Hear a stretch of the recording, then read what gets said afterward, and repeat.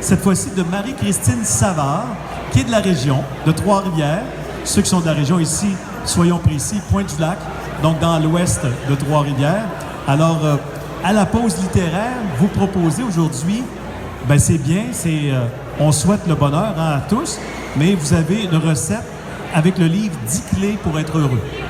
Oui, c'est ça. Je me suis inspirée de mon propre vécu, de ce que j'ai eu moi-même à développer pour apprendre à être heureuse, à être bien avec moi, à faire des choix en fonction de ce que je veux vraiment. Donc, je me suis dit, je peux pas garder ça pour moi, il faut que je le partage. Donc, c'est pour ça que j'ai décidé là, d'écrire ce livre-là. Parce que je travaille aussi comme éducatrice spécialisée là, avec les adolescents qui ont des troubles de comportement, qui sont placés là, en centre de réadaptation. Donc, à travers tout ça, ça m'a inspiré. Toutes mes études, là, oui, je suis éducatrice, mais j'ai un bac aussi en psychologie. J'ai une formation praticienne PNL. Donc, tout ce bagage-là m'a servi là, à écrire là, ce petit livre-là, ce petit guide-là qui, j'ose espérer, va inspirer les gens là, pour développer des stratégies pour être heureux. La formation en psychologie, la programmation neurolinguistique, les épreuves de la vie qui sont là pour nous renforcer. Et là, ben, on a eu le temps de s'asseoir, on a eu le temps d'atterrir, on a eu le temps d'écrire.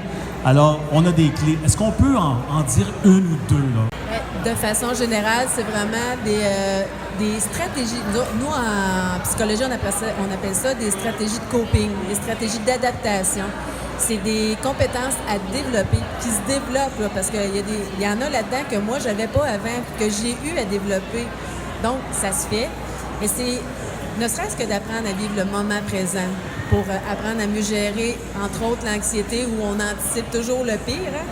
Hein? L'anxiété, c'est ça. Tandis que apprendre à vivre le moment présent, d'être centré sur soi, puis ça apporte une paix intérieure, un bien-être, puis c'est ça, entre autres, là, une des clés là, pour être heureux. C'est l'un des, je dirais, dénominateurs communs des auteurs. On me parle depuis hier après-midi du moment présent. Martin Larocque, qui a été notre premier invité hier, nous parlait du moment présent, donc d'apprendre à vivre, parce qu'effectivement, on est nostalgique, on a tout notre passé, la vie va vite, puis on se retrouve finalement dans le futur avant d'avoir terminé à vivre quelque chose.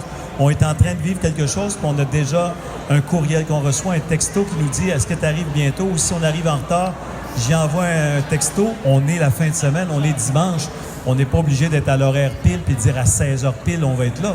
Tout à fait. Puis, entre autres, dans le moment présent, bien, il y a la pleine conscience, juste de prendre conscience de ce qui se passe alentour de nous. Être dehors, de sentir le soleil sur notre peau, de sentir la brise du vent, juste de prendre conscience des gens qui passent alentour de nous au lieu de toujours être sur notre téléphone. Tout ça là, on appelle ça la pleine conscience, ça aide à rester dans le moment présent. J'ai presque envie de faire le lien avec justement un couple qui est en face de nous présentement. Vous êtes venu au centre commercial faire du magasinage et là, vous découvrez la pause littéraire. Vous voyez des gens qui sont en entrevue comme ça et vous vivez l'instant présent. Vous êtes dans un moment de découverte. C'est ce qu'il faut faire. Donc, c'est pas d'en arriver à dire on est programmé, on s'en va à tel endroit. Si la vie nous amène finalement à découvrir quelque chose, on l'explore. Tout à fait, tout à fait. Prendre le temps.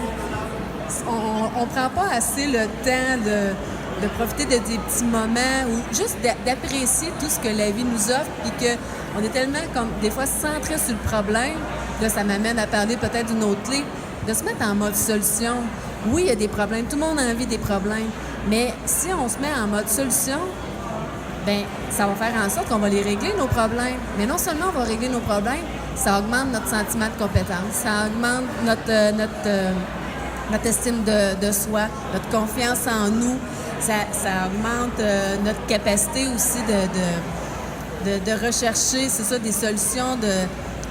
Fait que ça l'apporte vraiment plus que juste, oui, on se met en mode solution. Oui, ça arrive des fois, très souvent même, que des gens vont dire, par exemple, j'ai oublié mon portefeuille, je retourne à la maison, puis finalement, sur le chemin, je rencontre ma voisine, puis là, elle me présente à quelqu'un, puis la personne était célibataire, puis ça fait maintenant 15 ans que je reste avec lui. Si j'avais pas oublié mon portefeuille à la maison, bien, je ne serais pas avec lui. C'est toutes sortes de choses comme ça de la vie qui font en sorte que ça prend des rebondissements inattendus. La synchronicité, hein? Il n'y a jamais rien qui arrive pour rien. Ça, c'est une des croyances, moi, qui m'a sauvé la vie complètement. Parce que même peu importe les difficultés qu'on va vivre, si on réussit à trouver un sens à ce qu'on vit, bien, c'est plus facile de passer au travers. Ça ne veut pas dire que ça va être facile, mais au moins, si on trouve un sens à ce qu'on vit, bien, on va trouver des moyens pour passer au travers, puis on va faire de cet événement-là, de cette situation-là, quelque chose de constructif. Et là, j'ai découvert votre site Internet. Donc, je vois que vous faites du coaching, donc vous n'êtes pas uniquement auteur, vous faites de la relation d'aide, donc c'est sûr avec votre formation en psychologie, également en programmation neurolinguistique, avec les blogs, vous arrivez finalement avec des textes d'inspiration qui amènent les gens à réagir. Vous avez aussi des capsules vidéo, des suggestions de lecture. Ma foi, vous êtes vraiment quelqu'un pour nous aider?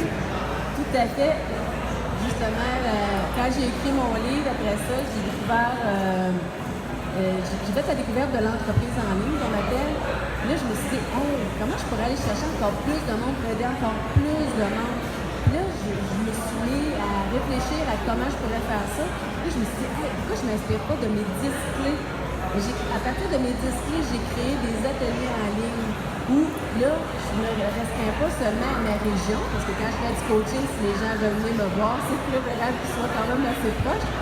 Mais là, en ayant des ateliers en ligne où la personne elle a son cahier d'exercice, elle a des vidéos d'accompagnement pour des outils.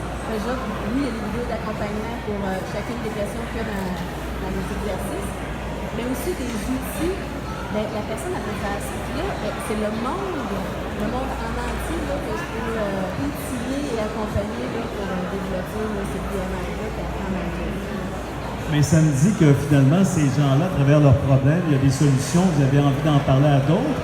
Donc lorsqu'on est avec 10 clés pour être heureux, est-ce qu'on pourrait vivre finalement les 20, 30, 40, 50 clés? Est-ce qu'il y aura d'autres livres qui vont s'inspirer, qui vont être finalement dans cette même mouture?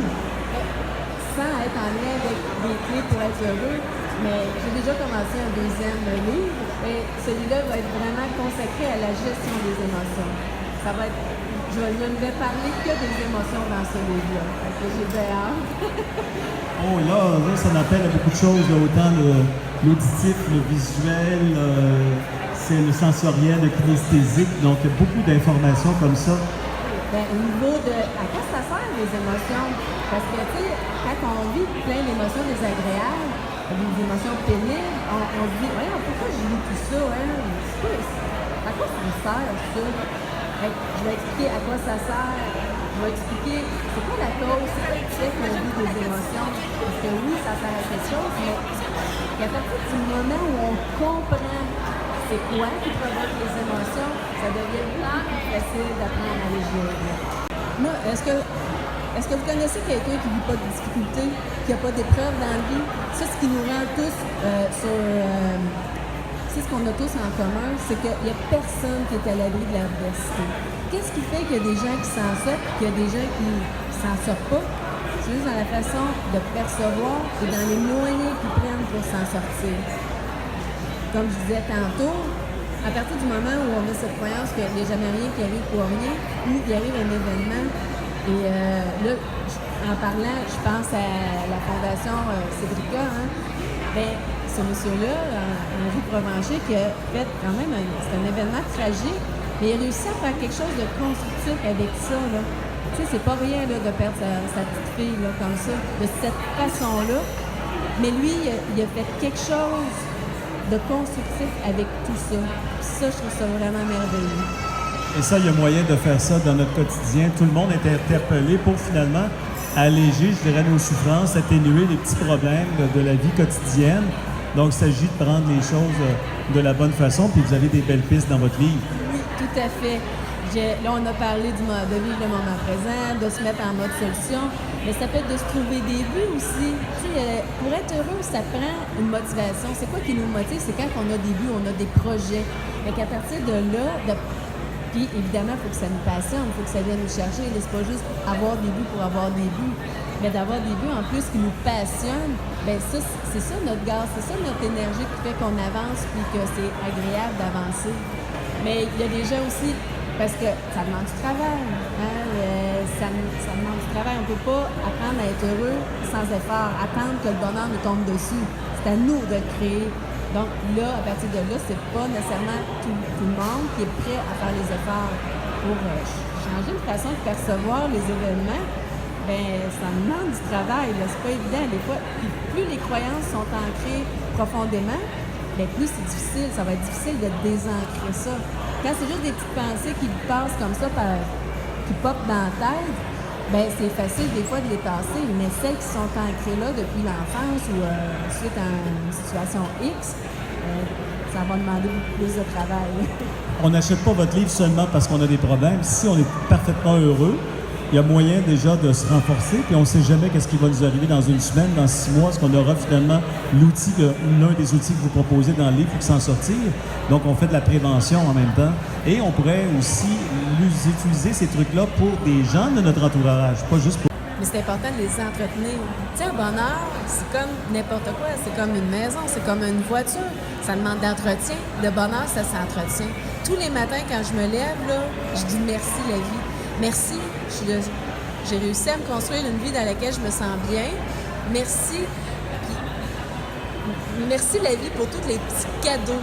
Mais aussi, à chaque matin, je lis une pensée positive. Je vais sur Facebook, sur Instagram, il y en a plein. Moi, j'en publie à tous les jours là, sur ma page Facebook. J'ai un groupe aussi sur Facebook pour aider, outiller les gens comme ça.